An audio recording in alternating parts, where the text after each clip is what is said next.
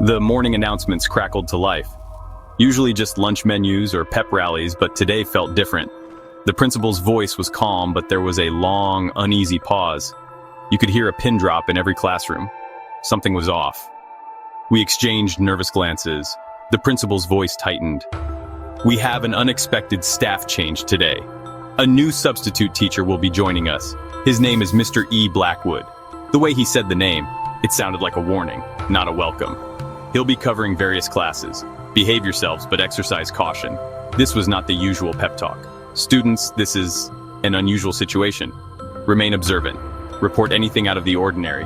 Goosebumps prickled on my arms. This wasn't about a pop quiz. The air in the room felt colder, heavier. The intercom let out a burst of static, making everyone jump. Then silence. 10 seconds of dead air. We stared at the speaker, waiting. The principal's voice returned. Too cheerful. Have a productive day, students. Remember, learning is an adventure. The static returned, louder, then cut off. An adventure? It felt more like the start of a nightmare. We all sat in uneasy silence, waiting for what would come next. Blackwood entered as the bell rang, gliding rather than walking. He was too tall, with long, thin limbs and a suit that looked ancient. His face was pale, eyes sunken, and his smile never reached them. He placed his briefcase on the desk with a dull thud. "Good morning, class," he said, his voice a low, vibrating monotone. Underneath, there was a faint buzzing that made your teeth ache. He didn't introduce himself or write his name on the board. He just stared at us, waiting, watching. His first lesson wasn't about any subject we knew. He spoke of hidden potential, a power locked deep inside. He tapped his temple. We are here to unlock it. Unlock it. It sounded like he wanted to break something open. He never blinked. Students exchanged confused, fearful glances. Whispers started, but Mr. Blackwood's head snapped toward the sound. Silence fell instantly. His smile widened, just a fraction. Terrifying. Here's your first piece of advice. If you find yourself in his class, don't stare into his eyes for too long. It feels like he can see right through you. The room felt smaller, the air heavier. We all tried not to look at him. The classroom started to feel wrong. The clock's ticking grew louder, sometimes stuttering or jumping backward. Was time changing, or were we imagining it? Mr. Blackwood drew strange symbols on the chalkboard, spiraling, unsettling, not letters or numbers. They looked like maps of places you'd never want to visit. The diagrams seemed to pulse if you didn't look at them directly. No one dared ask what they meant. Sarah, brave, asked about the drawings. Blackwood's cold smile. They are for understanding your true potential. He offered no other explanation. The diagrams felt alive. If you see one, look away. Do not try to understand it. Don't trace its lines with your eyes. They want to pull you in, show you things you shouldn't see. Focus on your notebook, the cracks in the ceiling, anything but those symbols. Your mind will thank you. We learned to avoid the board at all costs. Things got worse. Mr. Blackwood's shadow didn't always match his movements. Sometimes it stretched, shrank, or leaned toward a student. Curious, hungry. It was like his shadow had a mind of its own. Then came the whispers, faint, curling around your ears, always when he was near. They whispered your name, your deepest fears. How did they know? The whispers were cold, promising terrible things. His assignments became personal. Write about your nightmares, draw your greatest fear. He collected them with that awful, knowing smile. Students who handed in detailed nightmares looked pale, tired, empty. The objects seemed to drain or fill them with something dark. If you see his shadow move on its own, create a distraction, drop a book, cough, knock over your chair. Do not let that shadow get too close, and whatever you do, do not let it touch you. If it does, a part of you might get lost in the darkness. Ignore the whispers. Hum a song, think of something happy. Don't let them in. The classroom felt colder every day.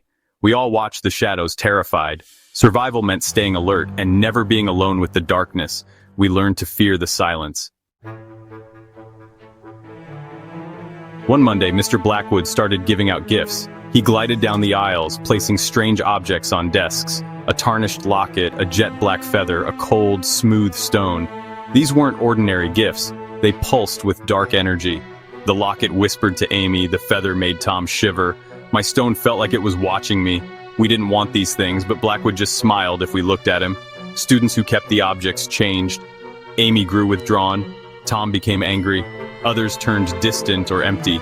The objects drained something from them or filled them with something cold. If an object appears on your desk, do not touch it with your bare hands. Use a ruler or paper to knock it to the floor.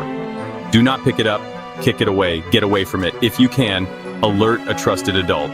But be careful who you trust. The gifts are not gifts. They are traps. We learned to avoid anything he offered. The classroom felt more dangerous every day. We watched each other for changes. No one wanted to be next. The gifts haunted us, even after they were gone. We all felt their weight. Mr. Blackwood's lessons on potential became more intense, more urgent. He spoke of breaking barriers, unleashing the power within, but his voice sounded hungry. It felt like he wanted to unleash something for himself, trapped inside us. The classroom felt like a pressure cooker. Lights flickered, the temperature dropped, and his eyes gleamed when he said true potential. He seemed to draw energy from our fear. One day, Mark stood up shouting, "You're not a real teacher!" Blackwood turned, silent. Mark's outline blurred, like he was fading. He sat down, pale and shaken. No one challenged Blackwood again. The fear was too strong. Here's how to survive. Stay with friends. Never go anywhere alone. There's safety in numbers, or at least a little more courage. If Blackwood calls on you, keep your answers short and simple. Yes, sir. No, sir. I don't know, sir. Most importantly, try not to show your fear. He feeds on it. Be brave, or at least pretend to be. We clung to each other, hoping to make it through. Every day felt like a test. The pressure never let up. We waited for something to break, and we knew it would.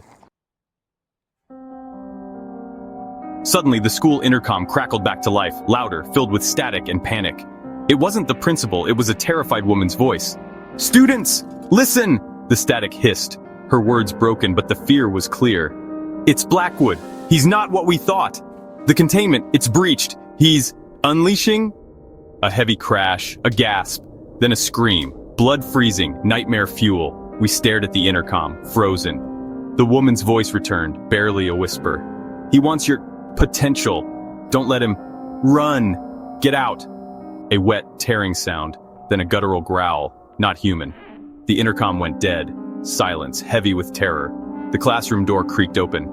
Mr. Blackwood stood in the doorway, his smile wider than ever, eyes glowing in the dim light. "It seems," he hummed, "our little experiment is about to begin." He stepped into the room. There is no more advice, no more instructions, only this. He is here, and he is ready to unleash your potential. Good luck, you're going to need it.